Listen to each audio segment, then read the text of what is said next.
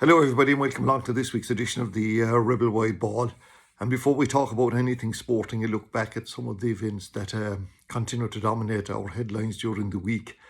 COVID numbers, some would argue that they are heading in the right direction, maybe others not totally convinced. Schools very much in the domain again, and of course that's to be expected. And I know there are some people who believe that schools may not open next Monday. I'm not too sure about that. One thing I do know is that teachers do not want schools to remain shut. They want them open, so do parents. And I think so too. Can I speak for pupils? Not really, but we'll assume that they do. But there has been no end of controversy surrounding the scenario in schools. And I do think the definition of close contact is one that's causing grief.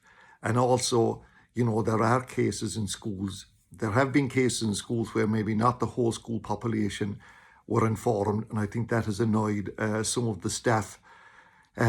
We also have, this theory that the rates of positivity in schools is way, way less than it is in the community. Again, I think an argument can be made that may not be the case, because I'd imagine that they're using slightly different criteria for what is the definition of a close contact in a school and what is a close contact in the general community. And then just a few minutes ago or whatever, we had the department issuing instructions to school principals that they were withdrawing 52 further sanitisation products from the market, or that can't be used in school from Monday next. And things like wipes, soaps, sanitisers and detergents. I'm not too sure what the impact of this will be, to be honest with you, because I don't know the names of the products involved. You had the controversy surrounding Virapro a couple of weeks ago, and let there be no doubt about all of this. Some of the companies that are dealing in these products were set up overnight, and obviously there was no great research done into it. We had the ridiculous situation where some of these sanitizers had the wrong alcohol. It's amazing in this country that we get the alcohol wrong. And then you have the whole Perspex caper, I call it, because the amount of new companies that got in the act in this. My God, when all of this will die down, I reckon there'll be some degree of interesting comments. But anyway, that's our schools, and please God, they will open on Monday, because I think that's what everybody wants. But looking at what's happening on the Gaelic fields this weekend, and of course it's going to be a big weekend in both the hurling and the football championship. The hurling began last week. We had the first game played in the Munster Championship, and that was a game between Clare and Limerick. And I think that illustrated, among other things, actually, obviously that Limerick are an outstanding team. But when you think that a guy like Tony Kelly scored 17 points for Clare and his team were lucky to come second, such was the dominance of Limerick. And Limerick, remember, scored no goals, knocked over 36 points. And I know, speaking to a few people, that they're hurling followers, that they're a little bit concerned about the high scoring in these hurling matches, and that high scores don't automatically, transfer into great entertainment. And the simple reason why this is all happening, the strength and conditioning of society in general, let alone the strict programs that hurlers adhere to. And it's quite easy now to notice hurlers that can build the ball over from their own 45-metre line. And if you look at the Limerick half-forward line that was in place for some of the time last Sunday, Garrod Haggerty, Tom Morrison, Kyle Hayes, and I don't know if did they score about 9 or 10 points? I was going to say 1-9 because there was no goal scored. 9 or 10 points between them. But I know it's a concern. But the two, anyway, we'll have one real interesting battle this weekend in the Munster Championship, and that's the meeting between Tipperary and Limerick in Páirc Uí Chaoimh on Sunday. And remember, it's the meeting of the two of the All-Ireland champions of 2019, Tipperary, versus the previous year's winners, Limerick. And you could also say that it could be a clash of goals versus points, because Tipperary's path to Croke Park and in 2019 was paved with getting goals at important times.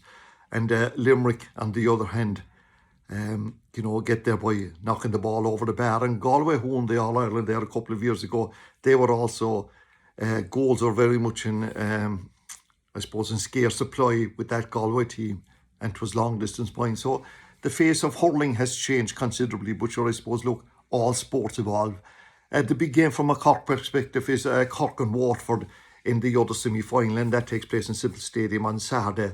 And you know, like that, I know that Waterford have a new manager, Liam Cahill. He came in from Tipperary. You know, he was involved with the Tipperary minor and under 21 teams. But I do think that Cork are going to be the dominant side here. I'm not too sure of their team, whether, you know, they're going to introduce maybe some of the Blackrock players. The team won't be selected till tomorrow night. But again, you know, it will be dominated by players who've been there for the past couple of years. And, you know, the main players will be in the forward division, if you like. And Shane Kingston had been, you know, really brilliant in the county championship. So too, of course, has been, you know, one of the best hurlers that ever played for Cork, and that's Patrick Horgan. Hopefully Alan Canagan and James Harnedy as well. So I would imagine that, you know, that despite the fact that, you know, Cork are missing a couple of players, and that Owen Cadigan is out injured, and so too is Dara Fitzgibbon. And Dara Fitzgibbon, obviously, and Owen Cadigan, maybe to a lesser degree, would be a big loss for Cork. Robbie O'Flynn, I think, is suspended for that game. Interesting, though, that unlike the football, the hurlers get a second chance. And if Cork are beaten on Saturday, which I don't think will happen, they will still take part in the qualifiers. And you know, there are 2 rounds of qualifiers. So, and it's the same with Limerick and Tipperary. And who knows that maybe these 2 teams could meet again in an All-Ireland final. So that's the hurling side of it. The football, though, is completely different. It's back to the old system that they had last time it was played back. It was in 2000, I think, a straight knockout. And it's in each of the provinces. And already people are just simply talking about who are the likely teams to win the All-Ireland Senior Football Championship. And would you believe it that a huge amount of, well, I'm not going to say would you believe it, of course you know, but it's amazing how Gaelic football has changed, and the role of the goalkeeper, not so much in blocking, in shot blocking, but in restarting. And this was all developed by Stephen Cluxton, the Dublin goalkeeper. They reckon that Rory Began from Monaghan is a complete purist as this as well. And so too maybe Shane Patton, the Donegal keeper who joined the team in 2018. Previously he'd been a soccer player with Derry City.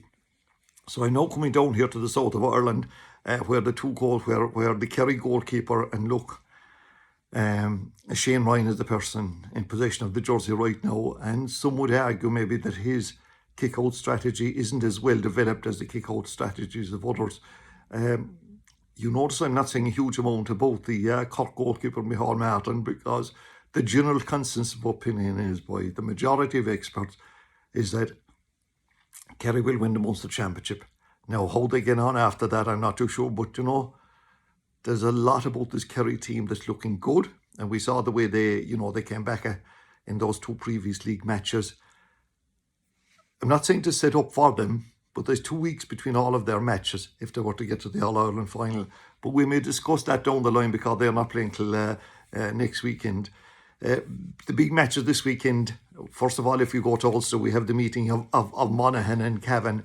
And Cavan were relegated last week. So I think that Monaghan would be the dominant team there, and they have their great goalkeeper, and they have Kieran McManus as well, who will always, you know, when he's on the field to play, he gets some incredible scores. And these guys are an absolute joy to watch, these forwards in Gaelic football. And you know, I know sometimes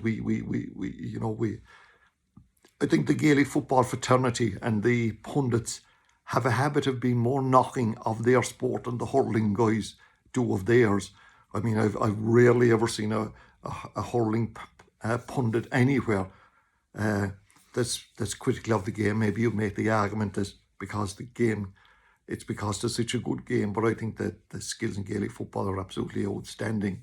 You might say that I would think that anyway. And the other big game in Ulster this weekend has to be the meeting of Donegal and Tyrone. And you know, Donegal have been, you know, an outstanding ambassadors for Gaelic football, and they have some great players, no more so than Michael Murphy, who's a joy to watch any day of the week. And then you have Paddy McBrearty. They have several other good players. But the interesting about Tyrone, that since Conor McKenna came back from the AFL, and my God, do you know something? I know he was homesick and all of that, but I happened to watch the AFL final last week, the one between Richmond and Geelong. And, there was two Irish players playing, and Zach Toohey from Laois and Mark O'Connor from Kerry. And other than the fact that people make money out of it, players make money, I can't say like that that I think there's the most, that there's anything as near as skillful as Gaelic football. And any player that comes back out of Australia, it's not because he's not a skillful player. It's so difficult maybe for some of them to settle in there. But in fairness to Conor McKenna, he was quite clear about it. He wished any fella the best of luck that ever wanted to try, but he had enough of it. He was out there for 5 years, and he's after making a big difference to Tyrone. Whether he's good enough, whether his contribution will be good enough in an Ulster's game now that we'll see against Donegal, remains to be seen. The other game, of course, in that will be the game between Derry and Armagh. And these two are not going to be, I think, winning the Ulster Championship. Armagh probably the slightly better side, the slightly better team, if you like. And then in the Munster Championship, which, of course, we just think of Kerry and Cork, but the other 4 teams will be playing each other this weekend. You have Tipperary playing Clare, and they are... Okay, Watford and Limerick will play, and the other one's easier to talk about that. I think Limerick will win that after, being promoted out of Division 4, and well done to them. Some great people promoting Gaelic football in that county, which is completely dominated by hurling. Tipperary and Clare, they are two good teams. They're not going to be winning All Irelands or anything like that. And Michael Quinlivan is now back with Tipperary. But I still kind of have a slight fancy maybe for Clare in that one, but I don't think there'll be a huge amount in it. Then we have the Connacht Championship, and this will be down to Mayo, Roscommon or Galway, and the situation in Connacht is mind-boggling at times. Galway were considered the team before COVID. Then they haven't been playing that well since things recommenced. Mayo, good one day, maybe not so much the next day. But anyway, there's only one main game on there this weekend. Mayo play Leitrim, and look, Borough Leitrim are heading down to Division 4, so that's no contest. The Leinster Senior Football Championship, I will contend, is the best provincial championship there is, if you could remove Dublin.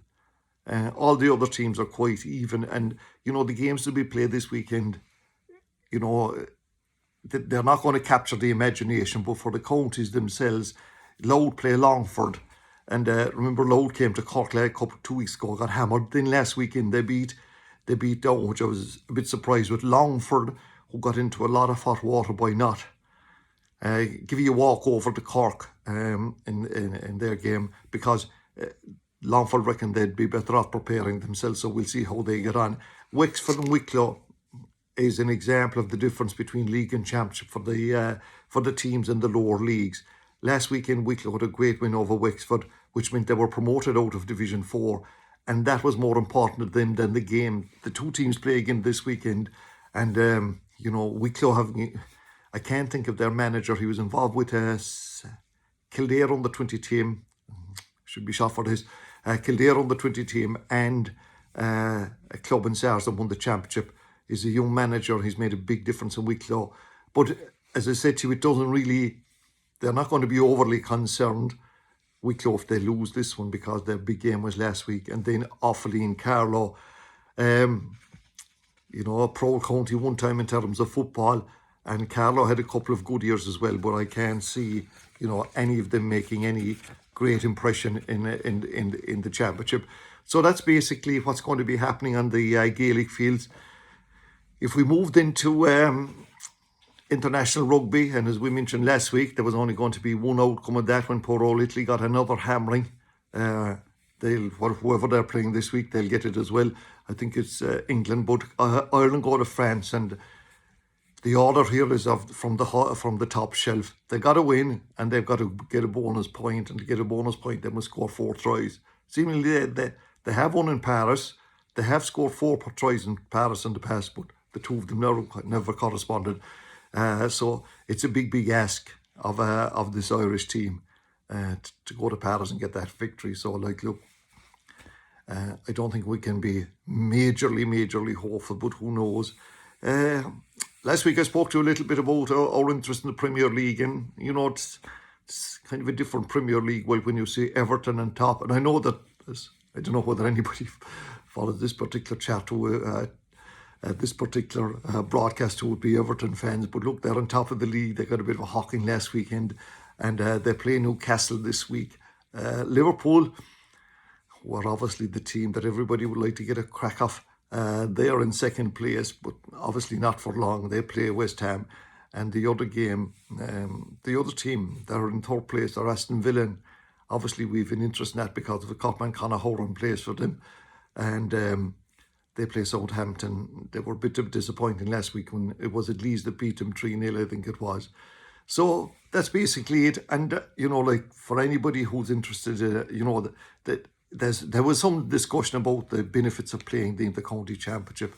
But for those of us that enjoy watching it on television, it's going to be some weekend from, I think it's starting Saturday about 12:30 and right through, and we have matches Saturday and Sunday. So, and of course all the other codes as well. So if you're a sports fan, there's going to be plenty for you to enjoy. So that's it, dear friends, for this week. Take care.